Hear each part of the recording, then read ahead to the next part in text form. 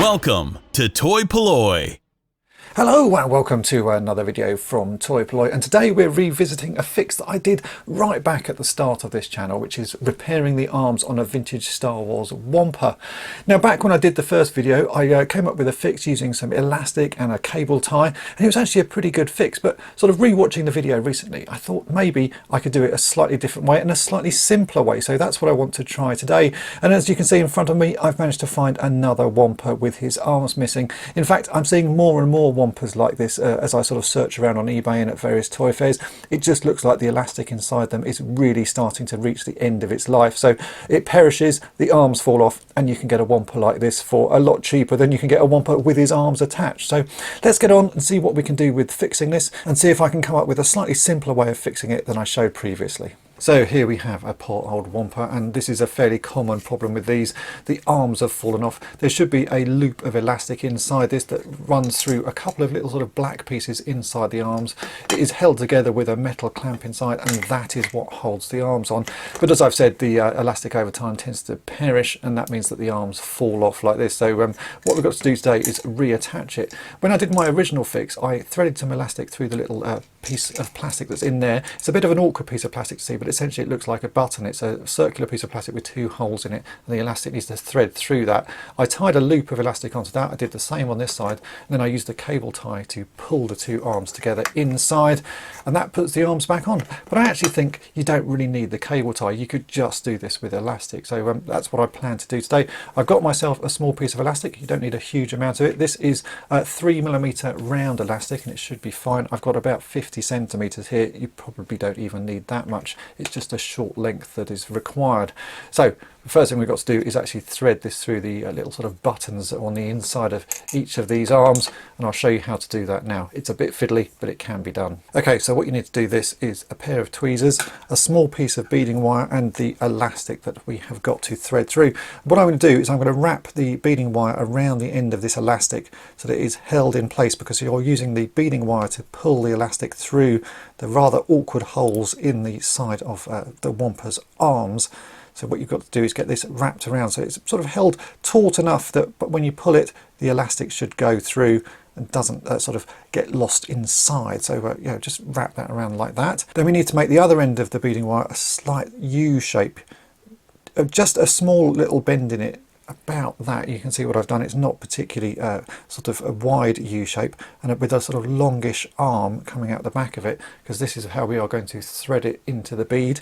Now we've got to grab that little piece of plastic inside the Wampa's arm, and that's what the tweezers are for. You'll see that there's a black piece of plastic in there, and it's got two holes in it. So what we've got to do is just grab that with the tweezers, and you can see there exactly what I mean. So it's essentially a little button with two holes in it. Now comes the fun part. I've got to thread this little piece of wire through one of the holes and then hook the sort of shorter end back through the other hole. So you push that in like that, wiggle it around just a little bit, and hopefully with a bit of luck, there you go, you can see I've got the wire back through the other hole. I can now grab that with the tweezers so I don't lose it, like that. So now we've got to push this piece of elastic that we've wrapped the beading wire around through one of the holes and pull it back out of the other one. This is a little bit trickier than you'd imagine, but it can be done. So we've pushed that in there. Hopefully this will come through. There we go, like that. So we've now got a piece of elastic threaded through that sort of button piece on the inside of the Wampa's arm.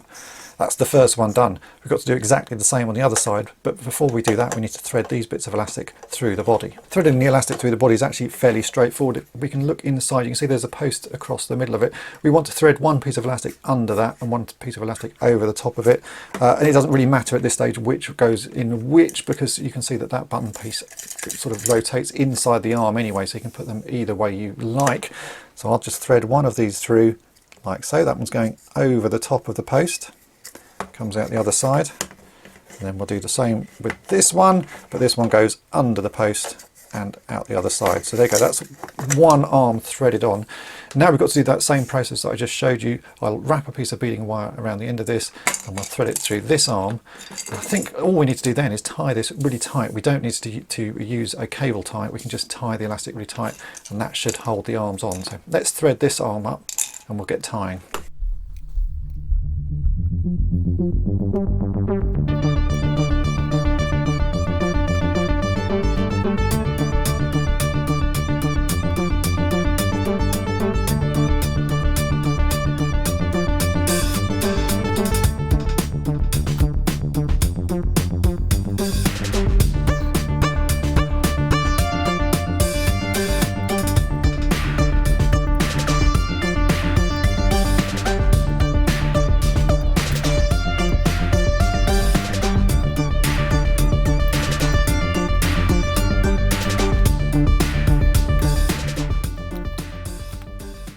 So this is where the fix sort of changes to what I previously did. As I said, I put a cable tie in the original one. Or now all I actually think you need to do is just tie a knot and tie it as tight as you possibly can. So I'm going to tie it, do a double knot, and I think that will probably be enough to hold these arms on. The cable tie is sort of really an unnecessary part of this step. So let's get tying and see what happens. So if I tie that, just keep pulling tighter and tighter.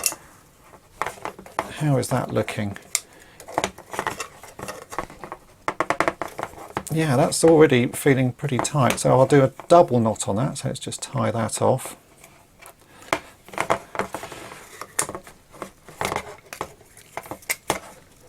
Like so. Yeah, that's pretty good. I can cut the ends of these off and they should just pop inside with a little bit of twisting. And we'll see how the arms look. Maybe even just use my tweezers just to push those in.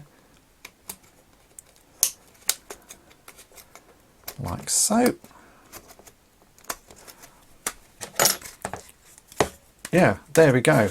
The arms are back on and really very stiff. I think that will hold up Luke Skywalker nicely.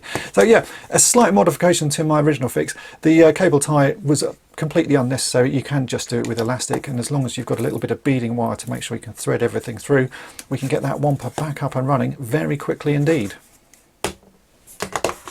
While I've got this Wampa on my desk, I'm going to take the opportunity to give him a bit of a manicure. As you can see, he's missing most of the paint on his nails. The palms of his hand look alright, as do his eyes. So I'm just going to give those a quick touch up. I've mixed up a paint, but it's a sort of a bit of a mishmash of colours because this is such an odd shade. So I've used some white and some black to get a sort of grey. Then I've added a bit of brown, which is this game colour called Beastly Brown.